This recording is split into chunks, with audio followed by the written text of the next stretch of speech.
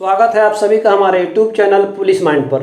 दोस्तों, अभी तक आपने वीडियो का शीर्षक पढ़ लिया होगा, लेकिन वीडियो शुरू करने से पहले एक बहुत ही महत्वपूर्ण विषय पर आपसे बात करना चाहता हूं।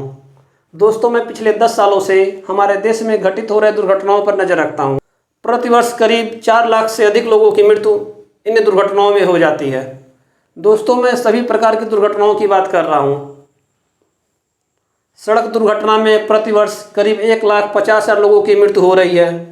ये संख्या बहुत ही ज़्यादा है। घड़ी की सुई 4 मिनट का समय नहीं बिता पाती, तब तक एक व्यक्ति सड़क दुर्घटना के कारण इस दुनिया को छोड़ के चला जाता है, जो फिर कभी वापस नहीं आएगा। प्रतिवर्ष करीब 1,30,000 लोग गंभीर रूप से घायल हो जा रहे हैं। इनमें से काफ़ी लोग तो अपंग हो जाते हैं।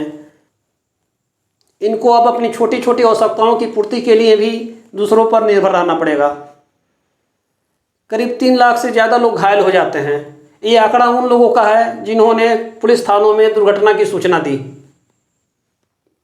इसी तरह रेलवे में सफ़र के दौरान होने वाली दुर्घटना, रेलवे क्रॉसिंग पर होने वाली दुर्घटना, आग लगने से होने वाली दुर्घटना, पानी में डूबकर होने वाली दुर्घटना, विस्फोट के द्वारा होने वाली दुर्घटना, जहरीली गैस से होने वाली दुर्घटना, दम घुटने से, इलेक्ट्रोक्यूशन से, मतलब इलेक्ट्रिक करंट, विद्युत करंट द्वारा होने वाली जो मौतें हैं, फायर आर्म्स, सुरक्षा बलों के पास क्या होता है, पिस्टल होता है, रिवॉल्वर होता है, राइफल होते हैं, इसी तरह और भी हथियार होते हैं। इसी तरह सामान्य लोग क्या लेते हैं अपनी सुरक्षा के लिए, लाइसेंस लेकर बंदूक लेते हैं, रिवॉल्वर लेते हैं, पिस्टल लेते हैं। लेते तो हैं सुरक्षा के लिए, काम करते हैं हर्ष फायरिंग का। हर्ष फायरिंग कभी कभी इतना घातक हो जाता है, शादी का माहौल गम में बदल जाता है। जहाँ खुशियाँ बरस रही थी वहाँ आंसू बहते हैं, जहाँ से डोली उठनी थी वहाँ से अर्थी उठती है। और हर्ष फायरिंग करने वाले लोग जेल भी जाते हैं। अभी तक मैंने आपको जितनी भी दुर्घटनाएं गिनवाई, ये सभी क्या हैं? मानव जनित दुर्घटनाएं हैं, मानवीय भूल का परिणाम है। हम आवश्यक सावधानी रखकर, सुरक्षा उपाय अपनाकर, सुरक्षा नियमों का पालन कर इन दुर्घटनाओं को रोक सकते हैं, इनसे बच सकते हैं। दुर्घटनाएं शून्य हो जाएं, दुर्घटनाएं होंगी ही नहीं, ऐसा संभव नहीं है। क्या हो सकता है? जो दुर्घटनाओं की संख्या लाखों में है वो हज़ारों तक सीमित हो जाएगी।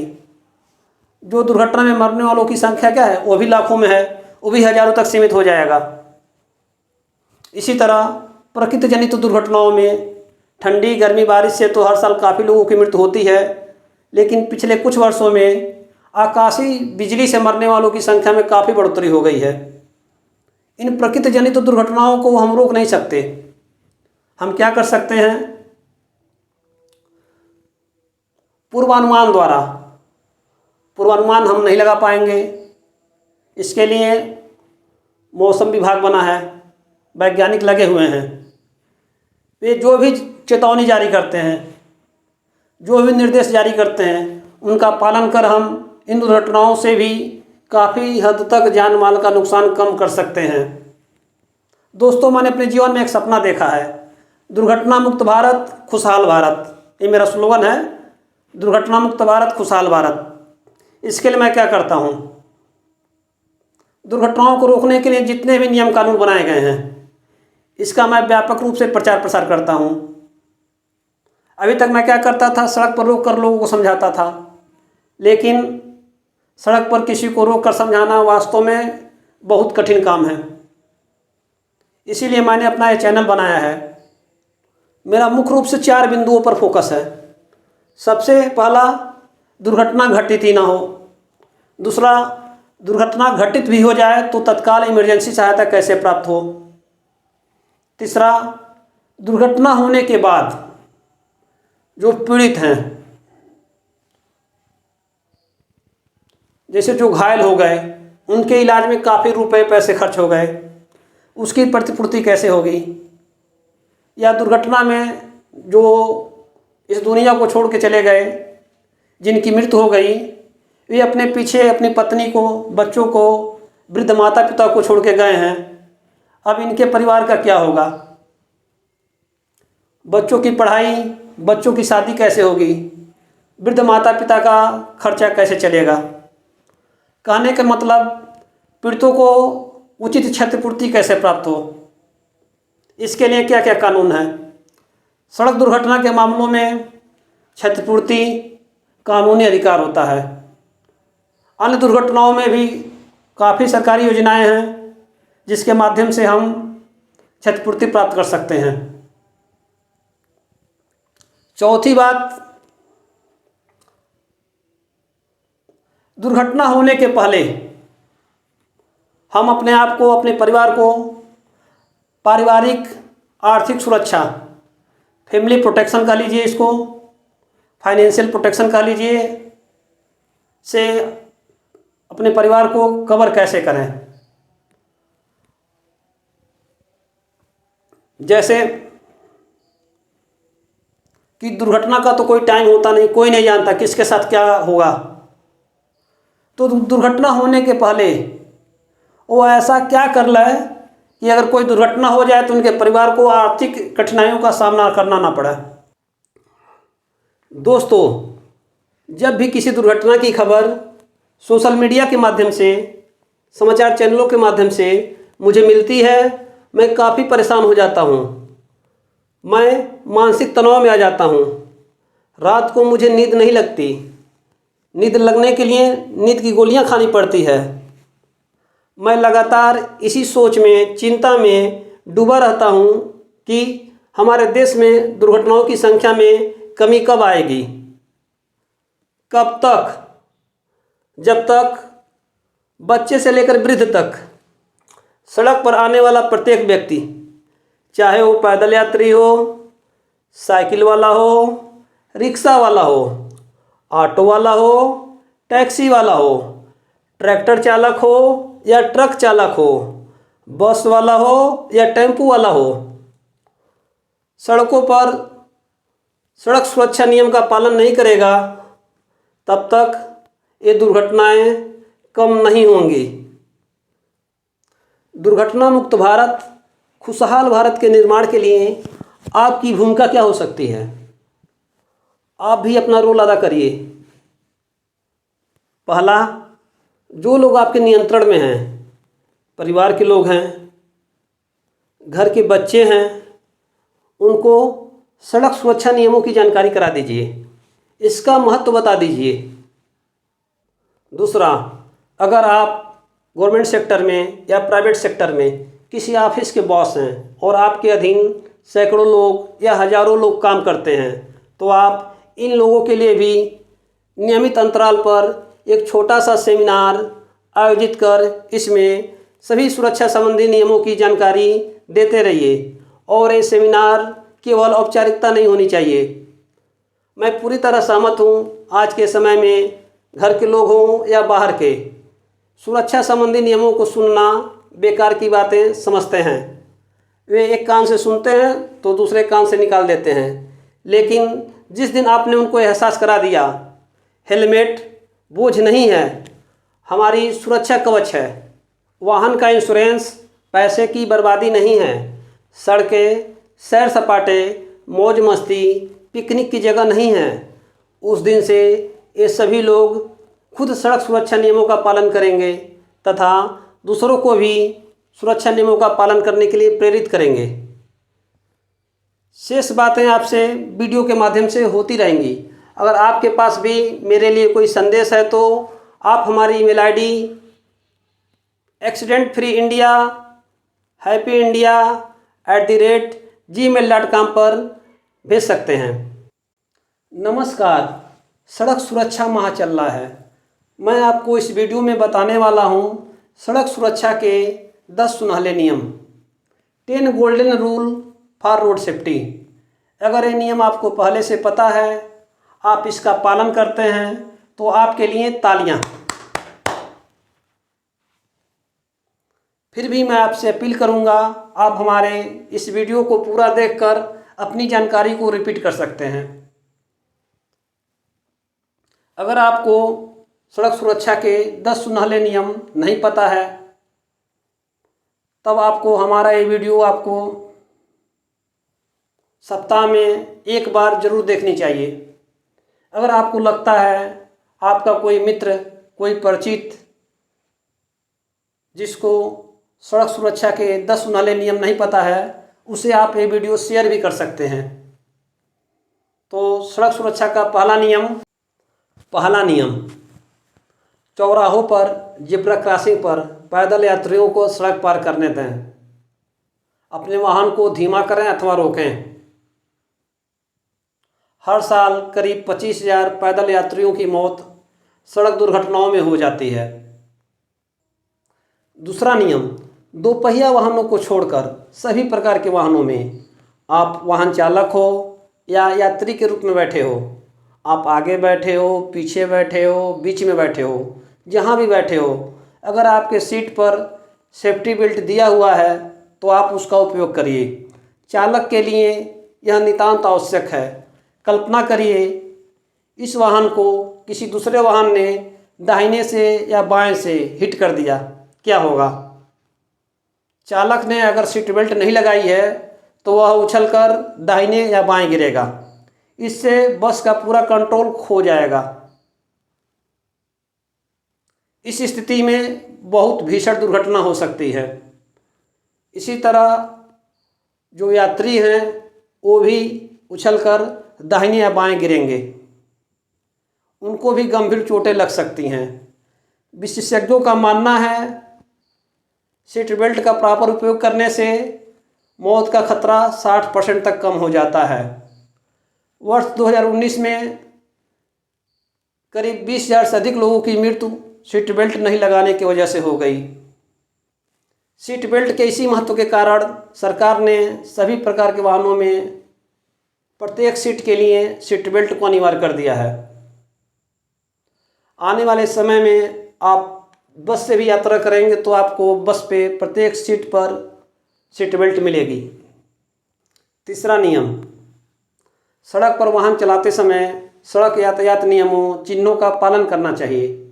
अगर हम सड़क यातायात नियमों का पालन नहीं करेंगे तो दुर्घटना की प्रबल संभावना बनी रहेगी। हमारे देश में लोग सड़क यातायात नियमों का पालन नहीं करते हैं, जिसके कारण इतनी बड़ी संख्या में दुर्घटनाएं होती हैं और अपार जनधन की हानि होती है। अगर आपको सड़क यातायात के नियम भूल गए हैं, अगर आप यातायात चिन्ह भूल गए हैं तो आप इसका रिवीजन कर लें ताकि वाहन चलाते समय आपको सुविधाजनक हो। चौथा नियम, गति सीमा। वाहन चलाते समय हमें गति सीमा का अवश्य पालन करना चाहिए। दुर्घटना के 75% मामलों में ओवर स्पीडिंग ही प्रमुख कारण होता है। अगर आपको सड़क पर कहीं धीरे चलें, दुर्घटना बहुल क्षेत्र का बोर्ड दिखाई दे तो तत्काल आप अपने वाहन की गति को धीमा करें। इसी तरह आवासीय क्षेत्रों में, बाज़ारों में जो आदर्श गति सीमा है 20 किलोमीटर प्रति घंटा, लेकिन आप इन क्षेत्रों में अधिकतम 30 किलोमीटर प्रति घंटे की रफ्तार से वाहन चला सकते हैं। पांचवा नियम, वाहन को दुरुस्त रखें। वाहन का फिटनेस सही रखें। आप जिस वाहन का इस्तेमाल करते हैं उसका सर्विसिंग टाइम टू टाइम कराते रहें और कोई खराबी है तो उसकी रिपेयरिंग करा के ही उस गाड़ी का इस्तेमाल करें। वाहन चलाने के पहले जो आवश्यक जांचें की जाती हैं उसको कर लें। वाहन चलाते समय मोबाइल फ़ोन का इस्तेमाल ना करें। वर्ष 2019 में वाहन चलाते समय मोबाइल फ़ोन का इस्तेमाल करने के कारण करीब 10,000 दुर्घटनाएं हुई, जिसमें करीब 5,000 लोगों की मृत्यु हो गई। अभी कुछ दिनों पहले मुझे व्हाट्सएप से एक वीडियो प्राप्त हुआ था जिसमें एक व्यक्ति अपने घर के बच्चे को कार से स्कूल छोड़ने गया। कार को उसने गेट के सामने रोका। उसके घर का बच्चा कार से उतरकर कार के आगे की तरफ से ही स्कूल में जाने के लिए बढ़ा। इधर वह व्यक्ति मोबाइल पर बात करते हुए गाड़ी को स्टार्ट करके गाड़ी को आगे बढ़ा दिया। उसके घर का बच्चा उसके ही वाहन से दब गया। बाद में वह बच्चे को खो दिया। यहाँ पर सड़क पे कोई ट्रैफिक नहीं थी, गली थी, गाड़ी स्पीड में भी नहीं थी, बस क्या नहीं था, चालक का ध्यान नहीं था और यह दुर्भाग्यपूर्ण घटना घट गई। इसीलिए आप भी मोबाइल फ़ोन का इस्तेमाल ना करें। चालक का ध्यान हटी, दुर्घटना घटी। सावधानी हटी, दुर्घटना घटी। 7वां नियम, दोपहिया वाहन चलाते समय या दोपहिया वाहन की सवारी करते समय हमेशा उच्च गुणवत्ता का ISI मार्क का हेलमेट अवश्य पहनें। हेलमेट को सही तरीके से बांधना भी नितांत आवश्यक है। वर्ष 2019 में दोपहिया सवार या दोपहिया चालक कुल 55,000 लोगों की सड़क दुर्घटना में मृत्यु हो गई। विशेषज्ञों का कहना है कि अगर ये सभी लोग हेलमेट लगाए होते तो इनमें से कुल 45,000 लोगों की जान बच सकती थी। सड़क दुर्घटनाओं में दोपहिया सवार, दोपहिया चालकों की संख्या सबसे ज़्यादा है।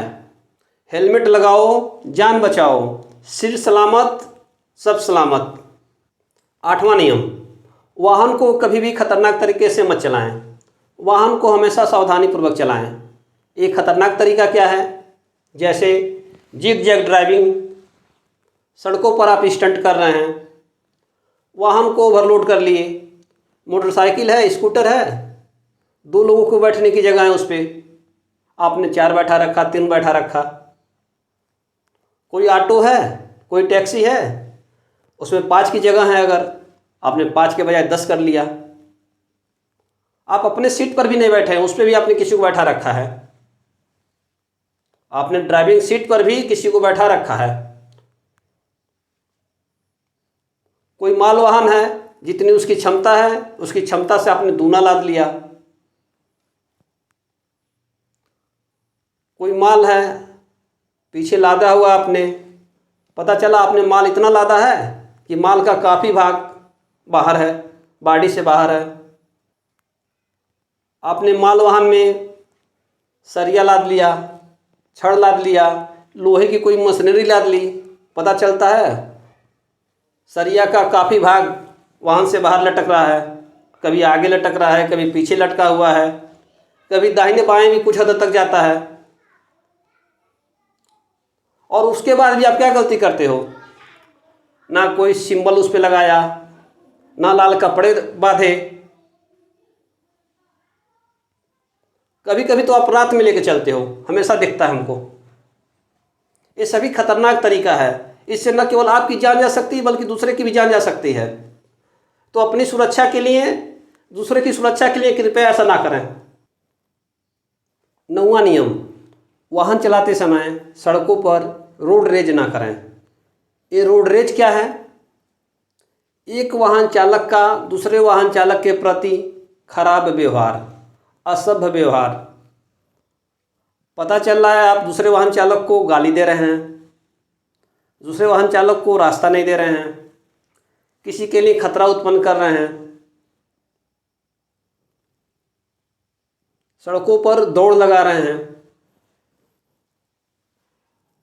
तो आपको दूसरे वाहन चालकों से क्या करना है? सभ्य व्यवहार करना है, विनम्र व्यवहार करना है। किसी को गुस्सा नहीं दिलाना है, ना गुस्सा होना है। क्रोध में होकर गाड़ी नहीं चलानी है, गुस्सा में होकर गाड़ी नहीं चलानी है। शांत दिमाग से गाड़ी चलानी है, ना कोई गुस्सा से, ना तनाव से। आपका ध्यान भंग नहीं होना चाहिए। 10वां नियम, शराब पीकर या नशीले पदार्थ का सेवन कर वाहन नहीं चलाएं। ऐसा करना काफ़ी जोखिम भरा है। वर्ष 2019 में शराब पीकर या नशीला पदार्थ का सेवन कर वाहन चलाने के कारण कुल 12,000 से अधिक दुर्घटनाएं घटित हुई, जिसमें करीब 5,000 से अधिक लोगों की मृत्यु हो गई।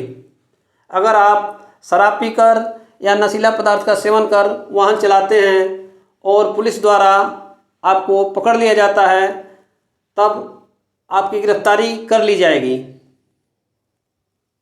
इसके बाद आपको अपना जमानतदार प्रस्तुत करना होगा। अगर आप जमानतदार भी प्रस्तुत नहीं कर पाएंगे तो आपको जेल जाना पड़ेगा। इसके बाद न्यायालय में आपके खिलाफ मुकदमे की कार्रवाई प्रारंभ होगी। अगर न्यायालय में भी आपके खिलाफ आरोप साबित हो जाते हैं तो माननीय न्यायालय द्वारा आपको 6 महीने तक की कारावास या 10,000 रुपये का जुर्माना या दोनों, माननीय न्यायालय आपको दोनों दे सकता है। जेल तो भेज ही सकता है, जेल के साथ साथ जुर्माना भी। इसी के साथ अगर पुनः आप शराब पीकर वाहन चलाते हुए 3 साल के अंदर पकड़े गए तब आपको 2 साल तक की कारावास या 15,000 जुर्माना अथवा दोनों। न्यायालय आपको 2 साल कारावास भी दे देगा, जुर्माना भी दे देगा, दोनों आपको भुगतना पड़ेगा। तो आपसे अपील है कि आप शराब पीकर वाहन नहीं चलाएंगे, नशीला पदार्थ खा के वाहन नहीं चलाएंगे।